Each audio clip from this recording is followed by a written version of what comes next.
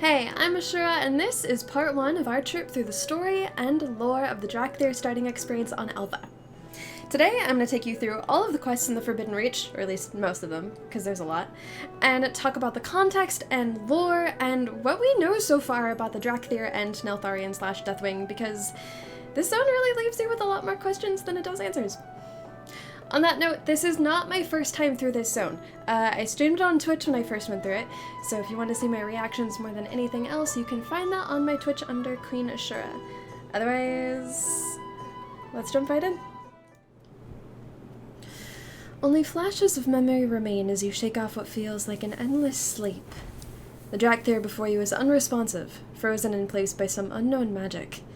You sense that within you lies the power to break your ally free. There may be others within the crush who are suspended in the stasis. It is your duty to awaken them. So, when you log into your Dracthyr, you have like a little debuff that says frozen in time, which I think caused people to speculate that Nosdormu was the one who froze the Dracthyr in time. Not confirmed, and I think there's kind of hints later on in the zone at what happened, but I'll talk about that more as we go through it. And for now, just, Oh yeah, see, because it says frozen in time. What? Ashura! What has happened? Who did this to us? Something is very wrong here. We must find our wingmates. This way.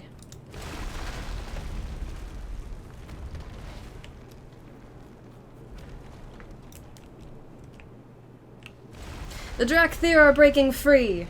Contain them. These bones are brittle from the long decay of time. Have they been here for decades? Centuries? Impossible to know. A faint hint lingers of the arcane magic that held Chthon in stasis. You felt a pang of loss. He was your friend. I think I could talk about it a little bit here, because there's that blue dragon, Lapisagos, who shows up, and then this text that says the arcane magic that held Chthon in stasis. So I think what the zone kind of hints at is that the blue dragons are the ones who put the Dracthyr in stasis, and it's not like clear why, but just off the bat, I found this really interesting for lore reasons. So if you go back into the War of the Ancients trilogy, which is honestly so outdated, it may not really be canon at this point, or at least could be hand-waved as an alternate universe because of timey-wimey shenanigans. There are bits of the trilogy that revolve around the dragons and the formation of the Dragon Soul, and there's this one scene where, it's basically the first scene you... That did damage to me? What? Anywho, the first scene you see Neltharion, who later comes to be known as Deathwing, and Alexstrasza kind of notes that he's been distant lately, but has been confiding in Malygos more and more. Now, the events of the War of the Ancients happen actually, I think, quite a while after the Dracthyr's creation, but there's precedence there, or established kin and lore, essentially, that Malygos and Neltharion were actually pretty close. And when the formation of the Dragon Soul happens, Malygos is actually, like, trusts Neltharion so much that he's actually the first dragon to give of his essence to the Dragon Soul. So I think that's all to say that if anybody knew about the Dracthyr, because nobody does, right? Like, Alexstrasza never knew. Most of the dragons that you end up talking to are like, the Dracthyr? Like, we didn't know Neltharion was doing this. But, like, there's blue dragons here, and they know about the Dracthyr, so it stands to reason that if anybody was going to know about them, it would have been Malygos. Like, Deathwing's best friend. Outside of, I guess, Alexstrasza.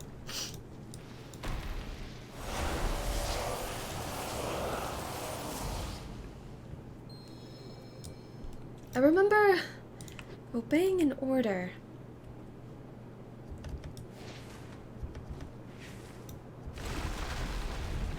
In here, Evoker. How long were we held in stasis? A very long time by the look of our crush.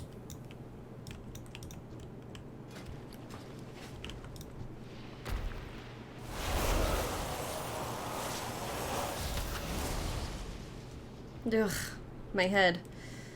Alright, we need to get our bearings. Dracthyr listens to your report. My memories are as broken as yours, but we cannot dwell on that now. We need to assess and make a plan. Hostiles have invaded, our people have been confined in magical stasis, and our crush seems to be collapsing. This is why we train. When in doubt, fall back to what you know. First things first. Weapons, armor, supplies. Gather what you can find and get equipped while I marshal our forces. Then we will locate the Earthwarder. Surely Neltharion can provide the answers we seek. Comments that didn't age well. Those constructs patrolling the crush are not animated by the Earthwarder's magic. Dervishi narrows her eyes. We cannot allow there to be enemies in our midst. Destroy them to clear our path forward. Gear up. Then we rendezvous with the Earthwarder. Neltharion can explain what has happened. I'm certain of it. It's interesting, like, how much I missed the first time going through these zones, though, because, this is so clearly arcane magic. If they will not sleep, then they must be destroyed. And, like, these two, like, these very icy type constructs, it's like blue dragons through and through. Okay. I forgot about these things, but there's lore notes all throughout this area. Edict, the Earthwarder. My Dracthyr, know that you exist at my behest. Through relentless training, you will be honed into the finest soldiers on Azeroth. I, Neltharion the Earthwarder, empowered by the Titan Khazgoroth to serve as guardian of the deep places, created you to act as instruments of my will. While other dragonkin are sturdy and loyal, they lack the cleverness and adaptability needed to fight the war that is sure to come against those who defy the reign of the aspects. You shall embody the might of all 5 Dragonflights, instilled with the potential of the mortal races that have begun to spread across our world. Through service, you will find glory. Never yield, never surrender. I know when we first heard about the Dracthyr and the fact that they were a creation of Deathwing, a lot of people kind of balked at that at first because they were like, what do you mean? Like, wasn't Deathwing's whole intent to try to create, like, the perfect draconic being? Like, you're telling me he created them as Dracthyr, like, thousands of years ago? And, I've merely scratched the surface, but I was doing some research and didn't realize this. There's some old RPG lore, which ended up being echoed in some old lorology tweets, which you can't technically find anymore. And one of the WoW magazines, the one with, like, the Bran evolutionary chart, that talks about how Dragonkin and Dragonspawn aren't actually dragons. They started out as essentially mortals who had served the dragons and over millennia, I suppose, ended up taking on characteristics of the dragons and or were kind of magically transformed into dragons. I believe the Dragonkin are the one talked about in the Bran evolutionary chart, and that's the one where he says, oh, they're mortals and you don't have to be willing to be transformed into a Dragonkin, and that's how we got Black Dragonkin. And I thought that was really interesting because I didn't realize that beforehand, because the Dracthyr are essentially human-dragon hybrids, but they're dragons at their core with mortal elements mixed in, whereas the Dragonspawn and the Dragonkin are humans at their core with dragon elements mixed in. And we don't actually know what the origins of the Dragonspawn or the Dragonkin are. I think both the RPG and the magazine go into this. They're like, we have no idea where they came from. They just exist. Which is really interesting because there's like millennia of dragon lore to explore outside of the Dracthyr, just in terms of where did these other ones come from, and did Neltharion also have a hand in their creation, or the other aspects? Okay, this one. All Dracthyr shall be assigned to a Warren that best matches their skills. Each Warren is focused on mastering a particular aspect of warfare. Attackers, defenders, healers, tacticians, and infiltrators. Together, these units form the ultimate army.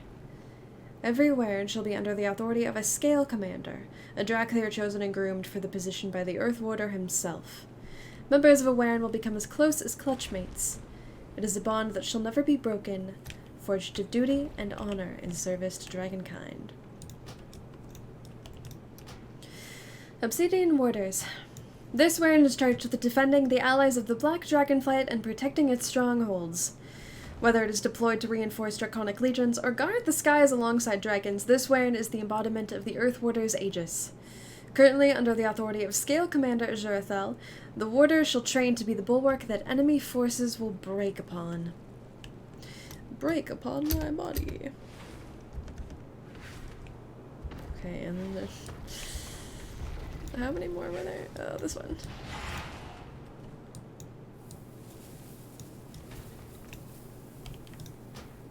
Dark Talons. Where the enemies of the Earth Warder tread, the Dark Talons shall harrow their skies, crush their will, and topple their leaders. Deny our enemies solace in walls and borders. For every Talon in our ranks, you shall strike down 10 of our foes from behind. This Wyrn, currently under the authority of Scale Commander Cinderthresh, shall train to be the elite force that shall be feared by all enemies of the Black Dragonflight.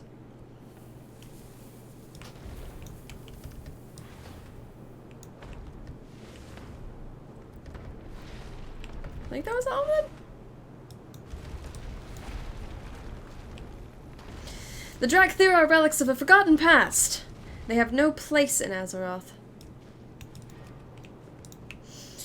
The preservation magic on this food gave out many ages ago, causing the food to decay into dust. I thought this was funny when I first read it because there's so many in-game items that you pick up from like the War of the Ancients that have still been magically preserved, but dragon preservation magic, I guess it isn't inferior, it just didn't last as long because the Dracthyr like are so much older. Those constructs were animated with blue dragonflight magic. The Earth Warder would have never allowed this. When memory fails, fall back on your training. This gear is ancient, and the food is turned to dust. It makes no sense. Those rations should have lasted a lifetime. Well, we'll make do with what we have.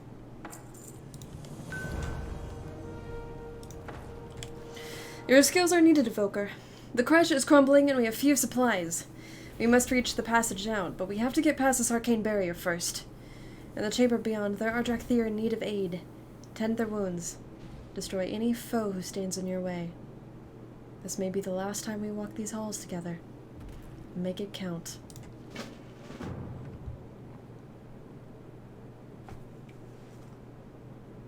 Cinderthresh! Can you bring down this barrier? Zuri! Just the reinforcements I needed.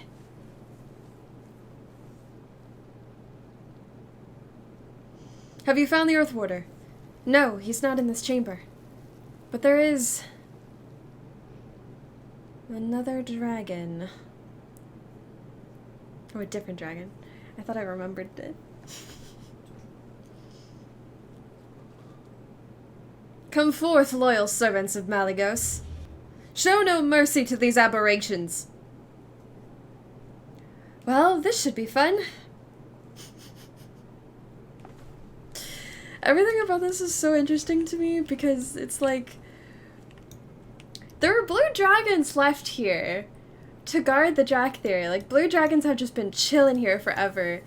Which I think is definitely more proof that Malygos is the one who put them in stasis. But the question then is like, why? But I guess we'll find out. What do you remember, Zuri, before the stasis? Only fragments. The battle against a great foe. We claimed victory, I think, though I fear we paid a terrible price for it. We will find answers, but first, we need to get our people out of here. By wing or by talon, we will see it done. That dragon is going to collapse our only way out. You healed our people. Well done. Now to deal with that dragon. That blue dragon will collapse the crush and trap us inside. He claims to serve Malygos. That name is familiar, but why would any dragon want to keep us prisoner? Listen, we were trained to fight beside the dragons, not against them. But we've been left with no choice. Time to do what must be done, Evoker. This is also interesting, specifically, like, that name is familiar, but why? Like, you start this with knowing that their memories are kind of fuzzy, but also that none of the dragons know about them, so you could potentially infer from that at the same time they might not know about the dragons. Like, I don't think once in this whole starting experience do they ever talk about Alexstrasza. I'll have to come back to that, but this line in particular was also interesting to me because if Malygos is the one who imprisoned them, and Malygos was also Neltharion's best friend, it seems likely that if Neltharion was going to talk to them about any of the other dragons, it would have been Malygos. Just food for thought. It does make me wonder, though, we were trained to defend dragons, not to fight them. This feels wrong. Lepisagos has left us no choice, Suri. He means to destroy us. So today we fight for each other. For all Dracthyr. Well said, my friend. It does make me wonder, though, if Malygos was actually a part of any of Neltharion's experiments, because, I referenced... I hate these rocks! I referenced the War of Ancients trilogy earlier, and there's a part where it said that he worked with... that Malygos worked with Neltharion on, like, spell work for the Dragon Soul. And I guess if you're gonna include anybody in, like, spell work, it would be Malygos. So, I wouldn't be surprised. I get duked! And I guess, like, if there's anybody... Go! The crush is collapsing!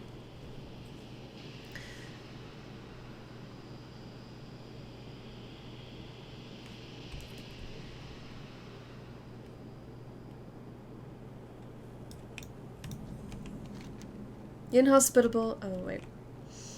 Our training grounds are completely overgrown! We must have been in stasis for a very, very long time. Cut the chatter, Kurthi. Hostiles could be lurking. Evoker, time to get those skills sharpened. Inhospitable, unwelcoming territory, infused with broken chaotic magic energy and barely contained blue dragon rituals. Perfect training ground. We will get that rubble cleared and make sure no Dracthyr is left behind. But first, we need to secure this area. You are an evoker. The best of the best, an elite soldier who has mastered the skills of each of our warrens. I expect a lot of you. Your memories may be broken, but the might of dragons courses through your veins. Harness it. One of your most potent weapons is your breath attack. The fire within becomes more powerful the longer you inhale. These insects swarming over our training ground should make fine targets.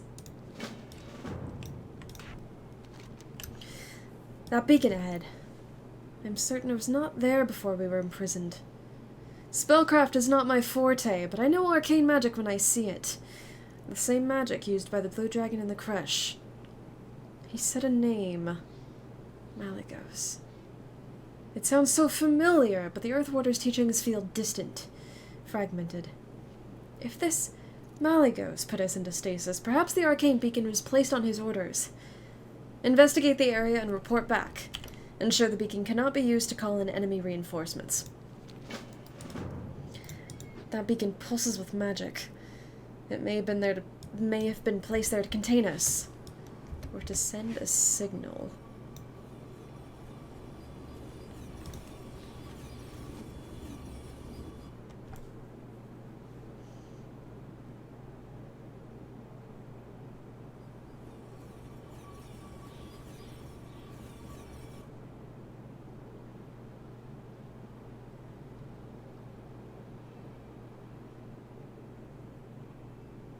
I totally disconnected, so I missed this the first time. But from my interpretation, I think these are all, this is like a vision of what's concurrently happening. Because you see 2 dragons flying in, like actual dragons, and then you see someone who ends up showing up in a bit, like I think after this quest or something. So it just seems to be, I guess, like a scrying beacon of sorts, I think.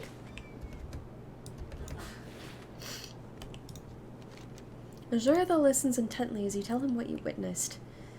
So there were beacons placed outside the other creches as well. Our allies are in peril. We must reach them. Yeah, like somebody put scrying beacons outside each of the creches to keep track of what was happening. So I think I'm gonna keep this one short, because this first storyline is quite a bit of a lore dump. And then I will come back in the next videos for the next storylines. Thank you so much for joining me today, and I will see you in the next part. What do I do? Oh. Why am I taking? What did I do to deserve this? Did I really just get interrupted by that rock falling on my ass? Disrespect. Invasive salamith? There's invasive. You know what? You're an invasive species. Goodbye. No! Why is there a blue dragon coming for our asses? Ah, surely Niltharion can provide the answers we seek. Good luck with that. The character creation boss screen, only because it disconnects its... Yeah! Does this feel right? Oh. I'm so good. Oh. I'm hype!